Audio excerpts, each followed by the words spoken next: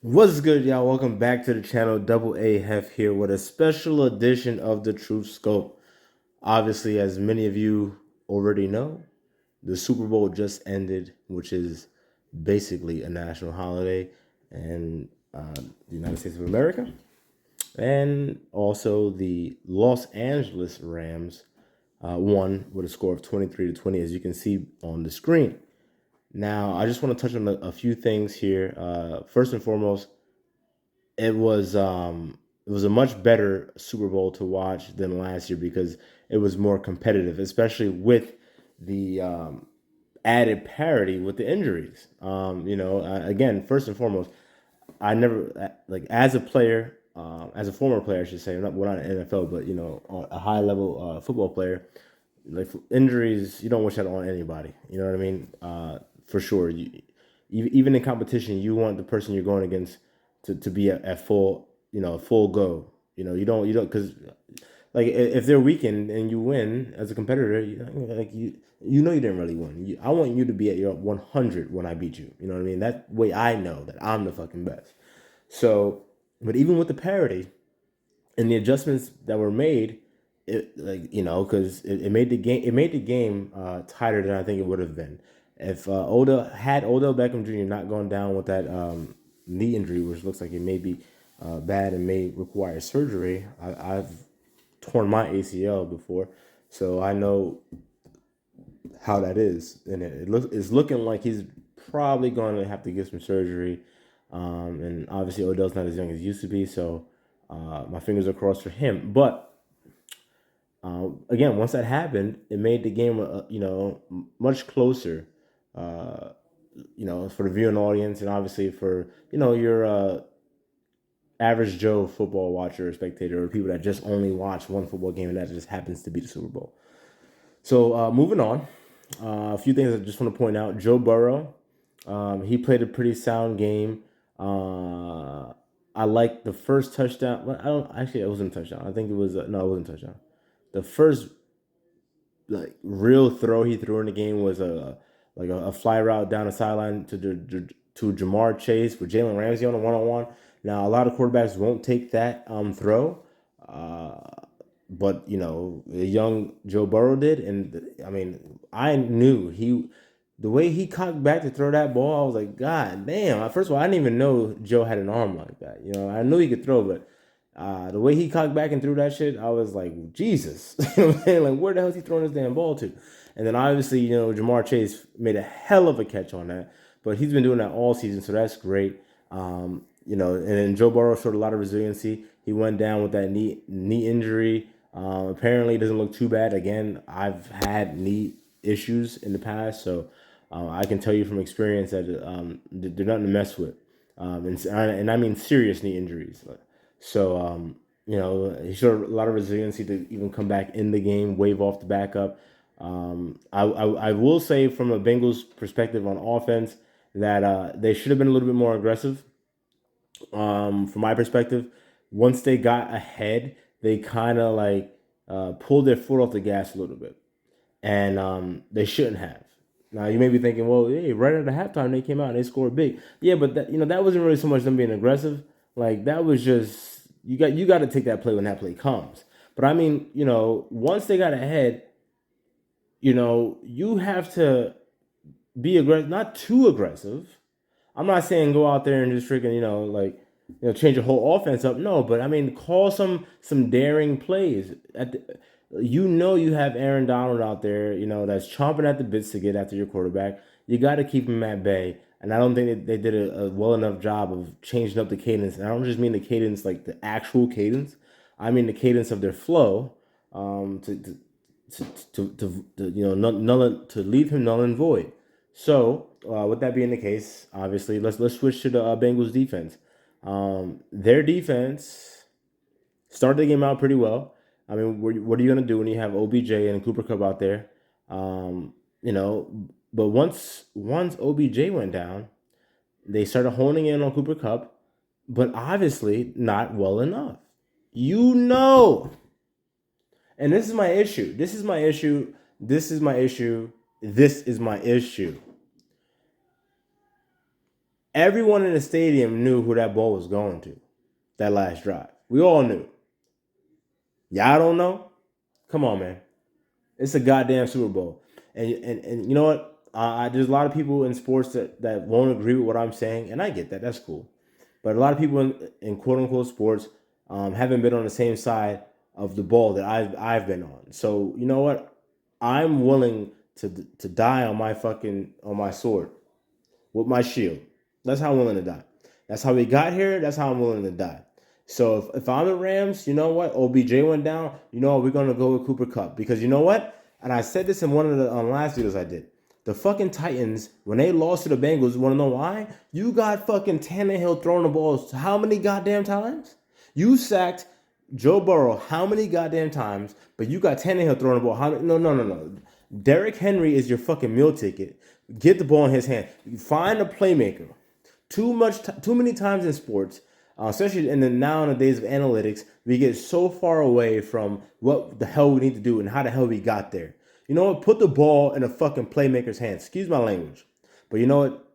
As a student of the game, and I've been around this shit my whole damn life, it's very frustrating to see these people calling these games what they call it. You got to put the ball in the playmaker's hands, like the play call that the Rams made to do the end around. I'm gonna call it the reverse play to Cooper Cup. That's huge.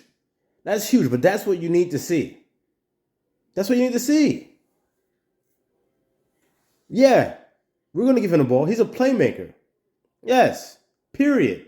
And that was a huge third down pickup, a huge one. But that's how it needs to be. So the Bengals defense down the stretch, they fucking blew it. They blew it. That defensive court, I could have called a better game than that. I could have called a better game than that. You know they're going to Cooper Cup. And you know what? You ride that horse. You say, you know what? Hey, he's not going to beat us. One of these other freaking guys, you know what I'm saying? They're going to have to make a play. Because you know what? They hadn't been making plays. That's the point. They hadn't been in the past. I think the running back Henderson off the bench, mind you, might have been third in reception yards. Obviously, I'm not looking. I guess I could pull it up right here, but I don't really know how to work this things. I've never done it from here. I just Googled that search because I wanted a backdrop for y'all. But I'm pretty sure Henderson might have been the third leading receiver on that team. So that goes to show you these guys weren't making plays. Now let's switch over to the other side of the field. So we have the Los Angeles Rams. First and foremost, Odell Beckham. Y'all know I'm a native New Yorker. Nothing but love for my New York teams. Obviously, I'm a Giants fan. I'm very happy that Odell won a championship. I would have loved to have seen him do it in Giants uniform. But you know what? The Giants weren't ready. They were doing some bullshit, and we still are doing some bullshit. So I'm not even going to get into that. But Odell, you know what? Even though he was not able to finish the game, he left it all on the field. And I do truly hope that the Most High blesses him with a healthy, speedy recovery because Odell still has a lot left on in his tank. And sorry, I got caught up because I was just thinking there's a video that I tagged that I'm going to use using Stephen A. Smith and Ryan Clark and some other chick talking about Odell Beckham Jr. I'm definitely going to do that video, and obviously much sooner than later because they just won a Super Bowl. So obviously Odell has a lot left in the tank. Matthew Stafford, he got a bad, I'll say a raw deal going to Detroit, but a lot of people are gonna say, well, he had Megatron, yeah, but the defense was shit. They had no fucking coaching, and Matt was young then. You know what I'm saying? Number one overall pick, yeah, a lot of potential. But you know what? Sometimes these investments are long-term investments, and that brings me back very briefly to Mr. Daniel Jones. Mr. Daniel Jones and every other quarterback that gets drafted in the first round. These teams, they just win now, don't win now, you're gone. This guy's first year, I'm pretty sure it was his first year. First year in LA was a championship. Yeah, obviously Jared Goff wasn't the guy. We get that. You know what I'm saying? We get that. That Super Bowl that they went to, that wasn't off Jared Goff. I mean, he had a decent season, and when I mean decent, I mean like an Alex Smith season where he wasn't a bad mark. You know what I'm saying? Like he wasn't an issue. He was just like, he's clocking in, he's clocking out. So, but I'm not sure if I made a video prior to the season. However, I wasn't huge on Matthew Stafford going there. I was thinking like, you know what? I'm not huge on Matthew Stafford. Like I always gave Matthew Stafford credit for having that arm strength. That motherfucker can throw. Although we didn't really see that in this game or much of late, But I mean, a couple years ago, Matthew Stafford could throw the hell out of goddamn football. So I always give him credit for that. I'm one of the ones you can even ask my close friends back in the day. When he first got drafted, I was always one to say, "Oh man, like Sam Bradford was a better quarterback." I was huge on Sam Bradford. I thought Sam Bradford had all the tools, but obviously injuries and all that stuff, and that's a different video for a different day. So back on the Super Bowl, Rams offense, Cooper Kupp, uh, Matt Stafford down the stretch. We knew what it was going to be. The defense. My critique for the defense is, look, man, you got Aaron Donald. I get it. You're thinking, hey, we have Aaron Donald. That gives us the opportunity to get more people in coverage because we don't want to let a team as wild as the Bengals. And I don't mean wild in like a weird way. I mean wild like they'll put it on a board. You know what I'm saying, on like some freak plays. So like you the plays that you don't think is gonna happen, it happens. So like I get that. You want to keep them out because obviously you don't want to make it harder than it needs to be to win the game. Totally get that. But I mean, you want to wait to the second half to make the defensive adjustments. Like how many times you need to see that their game plan on offense is we're going to fucking sag the center off on Aaron Donald and whoever else we can to fucking bump him. He was getting double teamed basically the whole damn game. And you know what? And normally that's not so much of an issue. But if he's getting double teamed, right? And let's just say you got the 5-man protection and you have the running back chip, and that's 6. And if they're rushing 4, the Rams, all right, that's 4 on 6. 2 are taking Aaron Donald. And we still not getting the pressure. The pressure that we needed in the first half. And I'm not saying we, that's my team. I'm just saying, like, from that perspective. So why wait to the second half to make that adjustment? I think that adjustment should have been made after the first quarter. After the first quarter, the game wouldn't have been that close. You need to make that adjustment. You need to make that. You have Jalen Ramsey out there, who should be it seemed like y'all had him operating like a Revis type, where he's like on an island. Y'all had him putting everywhere, and he was just like pretty much manned up. You know what I'm saying?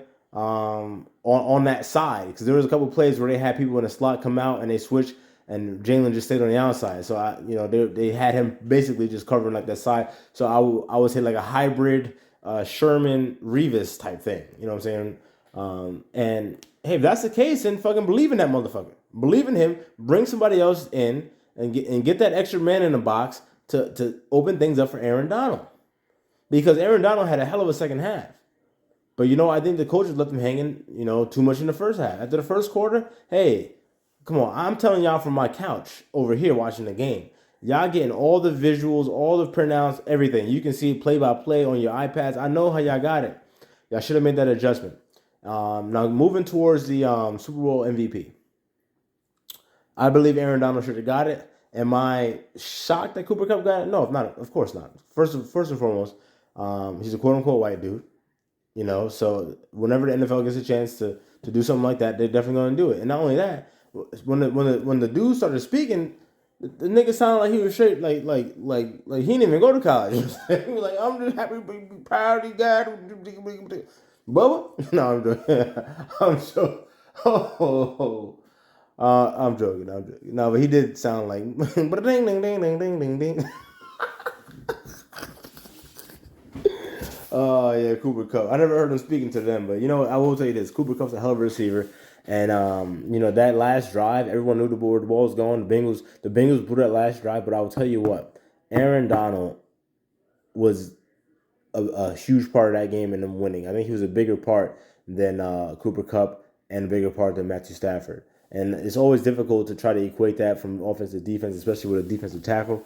But when you watch the game, and you can see from the second that Aaron Donald pushed Joe Burrow out of bounds, the game was over. Aaron Donald was locked in, and that was it. And he only had 2 sacks. Maybe if he would have got 3 or 4, with a forced fumble, they would have gave him the MVP. But again, from my perspective, he was definitely the MVP. He was definitely the most valuable player. You take Aaron Donald off that Rams team, they don't win the game. And then people might be saying, well, you take Cooper Kupp off, they might not win the game either. But you know what? You take Cooper Kupp off and you leave Odell Beckham, and they still might be able to win the game. Because why? You have Aaron Donald. Right? Right? Now, if you lose Cooper Kupp and OBJ, will you win the game? No, but that's not fair. Now you're working on like a J.J. Watt kind of scenario. So I firmly believe that Aaron Donald should have won that. Again, I'm not surprised that Cooper Kupp won it. I'm actually a little happy for him that he did win it. He seemed, very humble, and in his speech, like he really was lost for words. Probably because he thought himself that Aaron Donald should have won it. But again, you know what? Very happy for that team. It was a great overall NFL season. I don't know, man. You guys let me know what you think in the comments below. Definitely please like, share, subscribe to this video. Like, share, subscribe, all that stuff. And hopefully my Giants can pull it together next year because, football is, I'm not going to say easy, right? I hate saying something easy or not. Things aren't really, I don't think easy or hard are ways to break things down. It's just about how you approach it. So, football isn't difficult. You can make it difficult for yourself. You could definitely make it difficult. And we see teams do it all the time. We see players do it all the time. But, the players that strip away all the nonsense and the extra interference, then they do very well. So I hope the Giants, we could turn it around and get back to the basics. Get to the damn basics, man. And that's another thing. Before I end this video, another thing I want to speak out about. The NFL is really pissing me off with this. And I know that the league has changed a lot. Like, obviously, I started watching NFL in the mid to late 90s. And the game is completely different from now than it was then. And you can just watch the goddamn videos, and it looks like archaic. But I will say this, though. For instance, the Rams did get bailed out a lot with some pass interference and defensive holding calls down the end of that game, which was quite peculiar. But the thing is, because I know some of my friends were saying, they didn't call those calls all game, yada yada. But you have to keep in mind, y'all, after the Jalen Ramsey, where he gave up that touchdown down the sideline to, I forget who it was, and we all saw the replay, and the dude face masked him, and Ramsey fell. You don't think that the people in the booths are calling down to those refs like, yo, y'all missed a huge one. You missed a huge one on a Super Bowl. We can't let that happen anymore. We got to buckle down. So I'm pretty sure, after that happening, the call was made. Hey, we have to be more on these calls, yada, yada. So that's why, there was an abundance of flags down the stretch. And some of them were justified. Some weren't. Like the one on number 55, I forget his name, for the Bengals on Cooper Kupp. That one was... That could have easily not been a call. There was contact. Will I call it holding? No. The play with Eli Apple, that was holding. That's holding. Now, when you juxtapose the Eli Apple play to number 55 play, nah, that's not. Because at the end of the day, it's football. There's going to be contact. There is going to be contact. I was a defensive back. I played safety, all right? Collegiate and in freaking arena. And it's fucking football. It's football. There's going to be contact. And I get, you passed 5 yards. But you know what? Look, me being a safety, if I'm at 12 yards deep and receiver's trying to make a break or whatever the case may be, I'm putting a hand on him. You know what I'm saying? I'm getting my body on him. Because first of all, I don't know what you're doing. The closer I get to you, I can keep you on my side. And if you're trying to run it down a stretch, you know what I'm saying, I can slow you down. So that's my goal. You know what I'm saying? Mainly when I was like, that was a different time when I was basically playing corner a little bit. I played a little bit of corner in college, but and that's the corner stuff that I learned. Basically you want to be body for body. Safety, I was never in a position to be body to body. It was like the ball's up, make a play, kind of thing. But yeah, as a corner, body to body. Eli Apple, that was not body to body. Eli Apple. That man was hugging him. He was like, "Get over here, man. I need some loving." No, I'm joking. But anyway, overall, very entertaining game to watch. Uh, for a second, I thought it was over. I thought Joe Burrow was going to come out and they were going to have the whole narrative on Joe Burrow and this and that and that. And for a moment, I thought that his fucking career was about to be over with the knee injury. So there was a lot going on in that game. I'll end with this halftime show. We got a whole bunch of fucking demons and warlocks out there. That's all that was. And for all y'all brothers in the know, right when they were finishing the halftime show, Dr. Dre, the quote unquote Dr. Dre, was in the center of the shot, and he did a symbol with his hand. I want y'all to comment in the comments below what that symbol was. All right, well, my brothers in the know, let me know. Because when I seen that, I was like, of course. Oh, come on, man. That you just throwing that sign up? Oh, but I've been saying it, and other brothers been saying it, and it's just the reality of it. The shit is in your face. They put it in your face, hiding in plain sight. And I know I just switched up this whole video with that stuff, but hey, it is what it is. I appreciate y'all. Be safe out there, especially if y'all was out drinking at bars or not home. Definitely get home safe, and definitely don't be listening to this video while you're driving. Keep your eyes focused on the road and all that good stuff. All right. But anyway, y'all. Peace.